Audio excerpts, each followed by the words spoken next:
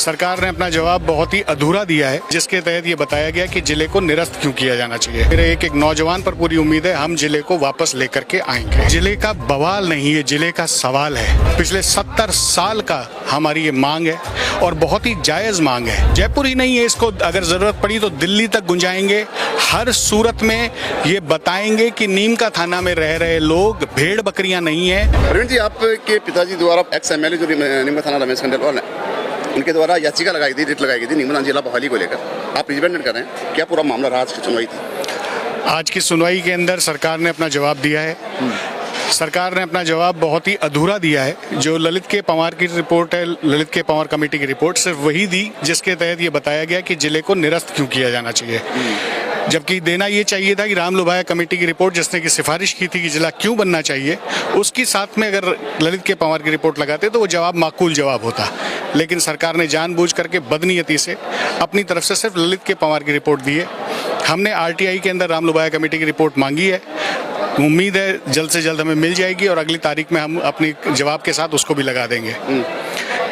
ये देखते हुए मुझे पूरा विश्वास है, जिस तरह से गांधीवादी तरीके से हम लोग यहाँ कोर्ट के अंदर अपनी लड़ाई लड़ रहे हैं, मेरे युवा साथी वहाँ नीम का थाना के अंदर जिस तरह से रोड के ऊपर आकर के संघर्ष कर रहे हैं, सब मिलजुल करके संघर्ष कर रहे हैं। मुझे पूरी उम्मीद है, मुझे न्यायपालिका पर पूरी उम्मीद है, मुझे वहाँ रह रहे मेरे एक नौजवान पर पूरी उम्मीद है, हम जिले को वापस लेकर के आएंगे। प्रवीण जी, एक सवाल सबसे बड़ा, 30 तारीख को नीम थाना में चक्का जाम का ऐलान किया गया है। युवा शक्ति जो मंच है वो भी लगातार संघर्ष कर रहा है। तमाम संगठन जो विभिन्न समर्थन है वो भी उनको मिल चुके हैं संगठनों के।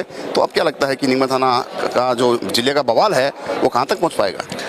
देखिए, जिले का बवाल नहीं है, जिले का सवाल है।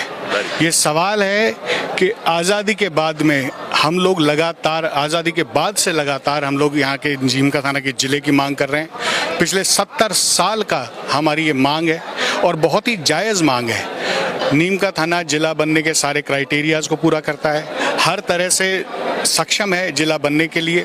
जिला बन भी गया था, सिर्फ राजनीतिक द्वेषता के चलते एक आत्म में आई हुई चीज़ को इन्होंने इस तरह से छीन लिया। ये सरकार की मनोदशा को दर्शाता है। ये बताता है कि भाजपा सरकार कितनी कुंठा से सरकार चला रही है, कितनी कुंठा से राज कर रही है। ये बताता है कि इन्हें लोगों के जनमानस का, जनता के दिलों के अंदर जो भावना है उसकी कोई कदर नहीं है। इन्हें सिर्फ और सिर्फ वोटों की राजनीति करनी है। और ये बात प्रत्यक्ष है, ये बात प्रत्यक्ष है।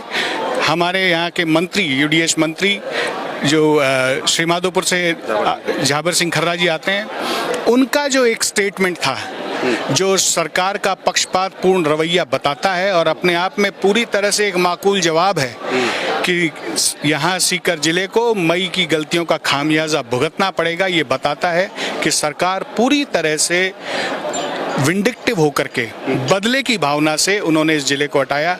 और मैं आपको सिर्फ ये बता देना चाहता हूँ संदीप जी कि ये मांग हमारी मांग है। जिला हमारे लिए सिर्फ जिला ना होकर के हमारे अंदर बह रही संवेदनाएं हैं, हमारी भावनाएं हैं और हम हमारी भावनाओं से सरकार को खिलवाड़ नहीं करने देंगे किसी भी कीमत पर, और ये जिला वापस लेकर के आएंगे हर सूरत में। एक सवाल और कि आग जहां नीम थाना में बवाल मचा हुआ है जिले की बहाली को लेकर, वो क्या जयपुर तक पहुंचने वाला है? बिल्कुल आएगा। जयपुर ही नहीं है, इसको अगर जरूरत पड़ी तो दिल्ली तक गुंजाएंगे। हर सूरत में ये बताएंगे कि नीम का थाना में रह रहे लोग भेड़ बकरियां नहीं हैं, उनके अपने हक हकूकात हैं जिनको सुरक्षित रखने का ये राष्ट्र का जो संविधान है उसके अंदर हर एक लाइन के अंदर ये बताया गया है कि नागरिकों के हक और हकूकात की सुरक्षा यहाँ की सरकार की जिम्मेदारी है। तो ना सिर्फ जयपुर, अगर ज़रूरत पड़ी तो दिल्ली तक जाकर के भी अगर हमें बताना पड़ा कि हमारी मांग जायज़ है और इस जायज़ मांग को पूरा किया जाए तो हम दिल्ली जाने से भी कतई गुरेज नहीं करेंगे। एक अंतिम सवाल आपसे, क्योंकि आप थोड़ा जल्दी में है, मैं ज़्यादा समय नहीं लूँगा आपका। प्रेम सिंह बाजोर जो नीम थाना के पूर्व एमएलए हैं और वर्तमान में सैनिक कल्याण बोर्ड के अध्यक्ष हैं, उनका साफ साफ आरोप है कि सत्ता पक्ष कांग्रेस जो नीम थाना में है अभी विधायक है, उन्होंने पैरवी अच्छी तरह नहीं की और अपना प्रेजेंटेशन जो है कमेटी के सामने अच्छा नहीं रखा। मैं इस बारे में, देखिए, ये भाजपा से आते हैं वो प्रेम सिंह जी बाजोर साहब, उनका अपना एक व्यक्तिगत सोच हो सकती है, राय हो सकती है। मैं नहीं मानता कांग्रेस किसी भी तरह से चूकी होगी। ये भाजपा सरकार की बदनीयती है जो कि सामने उजागर हो रही है।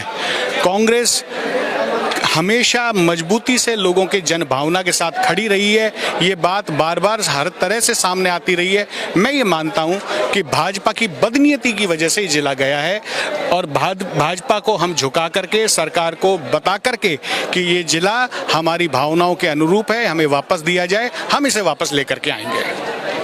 देखिए, ये प्रवीण खंडेलवाल मेरे साथ मौजूद थे, जो हाल फिलहाल हाई कोर्ट परिसर में नीमच थाना जिले की बहाली को लेकर जो याचिका लगाई गई थी पूर्व एक्स एमएलए रमेश खंडेलवाल द्वारा, उसको रिप्रेजेंट कर रहे हैं यहाँ पे और यहाँ पे पूरी देख रेख मॉनिटरिंग करते हुए नजर आ रहे हैं। पहले हमने पूर्व में दिखाया कि हमने बात की निखिल सैनी से, एडवोकेट से, जो कि लगातार इस मामले की पैरवी कर रहे हैं। वहीं पर जो परिवादी है याचिकाकर्ता, वो भी मेरे साथ मौजूद थे, प्रवीण खंडेलवाल। उनसे हमने बात की, उन्होंने साफ कहा है कि बीजेपी सरकार ने अपनी बदनीयता और व्यवस्था के कारण जिला खत्म किया है। कांग्रेस ने जो कमेटी है उसके सामने अच्छी प्रेजेंटेशन देते हुए अपना अच्छा धमाकेदार प्रारूप रखा था, लेकिन कांग्रेस और बीजेपी दोनों आपसी व्यवस्था रखते हुए कहीं ना कहीं जिले को खत्म किया गया है। दिल्ली तक जाने की बात कह दी है। अब देखने वाली बात ये होगी कि जिला बहाली को लेकर ये संघर्ष कहां तक पहुंच पाता है। सोई कैमरा पर्सन राकेश वर्मा के साथ संदीप अग्रवाल।